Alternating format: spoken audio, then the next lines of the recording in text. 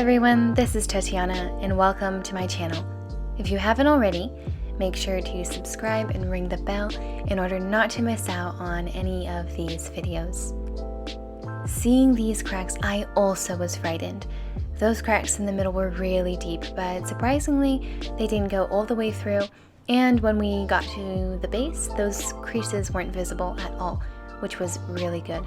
I definitely think that the length caused a lot of these problems. So I'm filing down the color and cleaning up the length.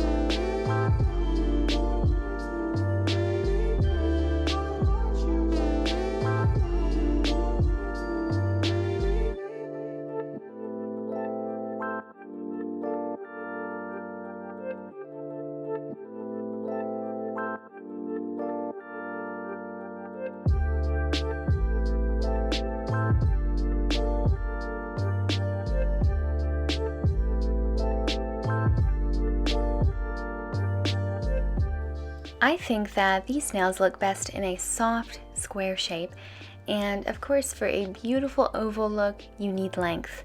However, you all saw what happened when there was a bit of length on these nails, so I was worried at first that we wouldn't only be getting around the cracks, but also harming the skin, and we definitely are not going to risk that.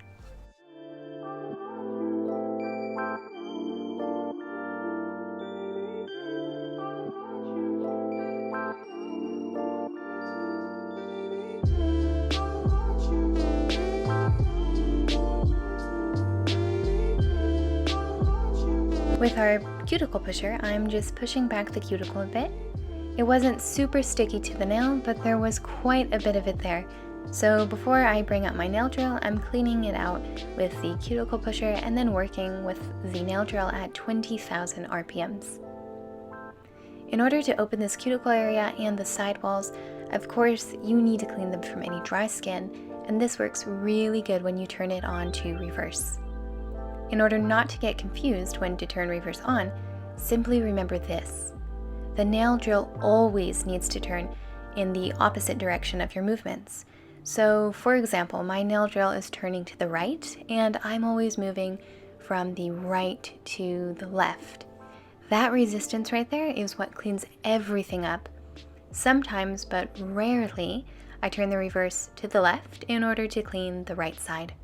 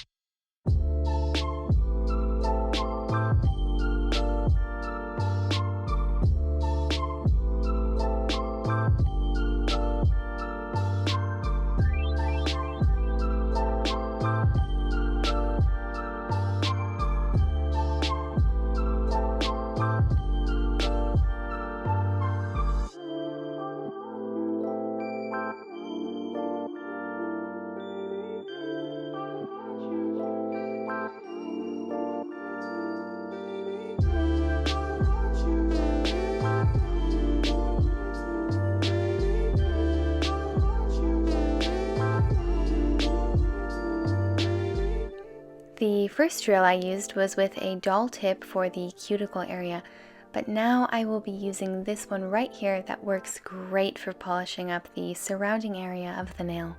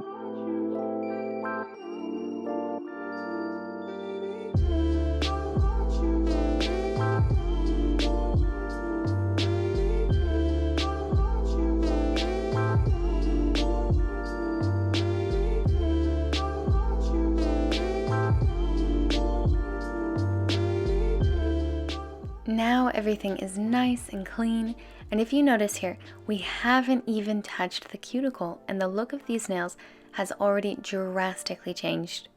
It's amazing how a little bit of cleaning up can go such a long way.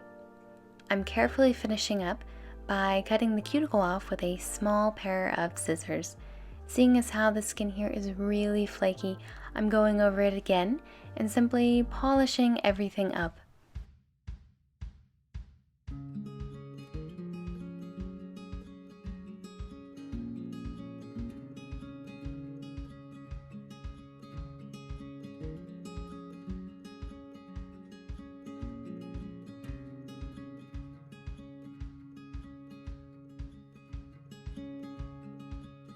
For such cases, I really like to use this gel base right here by Coty.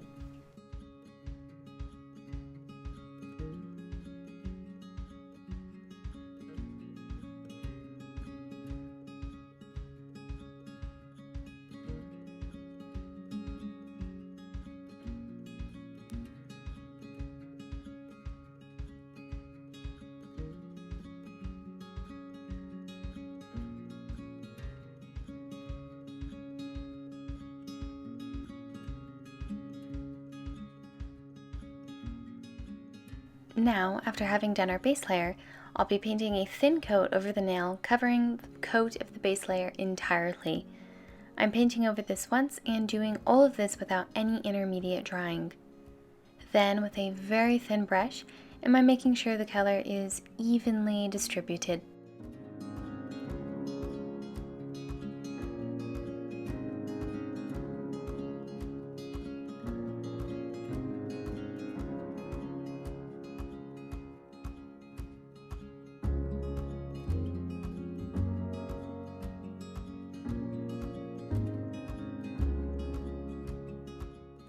And here is how that color turned out in all just one coat. And now I'll be applying the second coat. For some reason, this shade reminds me of a lipstick, even though I've never actually had a lipstick in this color. But you have to admit, this is a super elegant color and not a very common one. Now I'm going over everything carefully with a matte finish.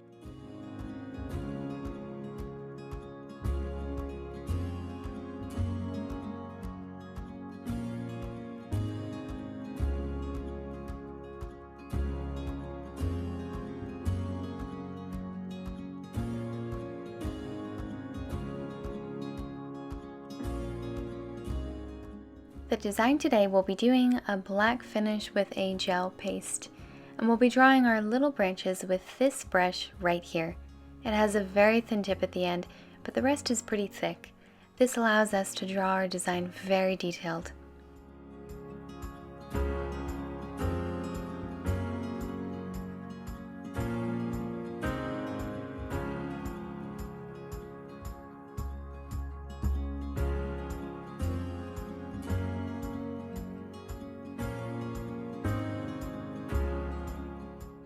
After that little branch has been drawn and it's still wet, I'm going to be sprinkling transparent acrylic and giving it a little bit of time so that it can soak up all the acrylic, and then we'll let that dry nicely under the lamp, and finally finishing by taking all that excess off with a soft brush.